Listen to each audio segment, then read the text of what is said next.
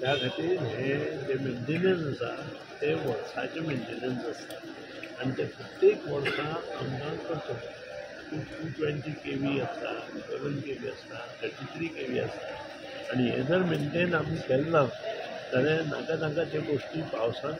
आनी वाऱ्यान जावंक शकता ते अवॉयड करपा खातीर हे मेंटेनन्स काम वार्षिक आमकां करचें पडटा तें काम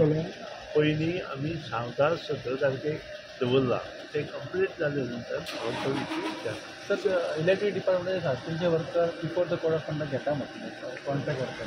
म्हजे म्हायती प्रमाणे सगळे कॉन्ट्रॅक्ट वर्कर जे कोण पास जाल्या तितल्यांकूच भितर घेतला आनी कोण उरत आनी उरल्या जाल्यार तुमकां ह्या 4-5 दिसांक अंडरग्राउंड पास जाल्ल्या अंडरग्राउंड केबलिंग अंडरग्राउंड केबलिंग जे आसा जवळ जवळ सगळे कॉस्टोडियन्सी मोठ्या प्रमाणात करना आतां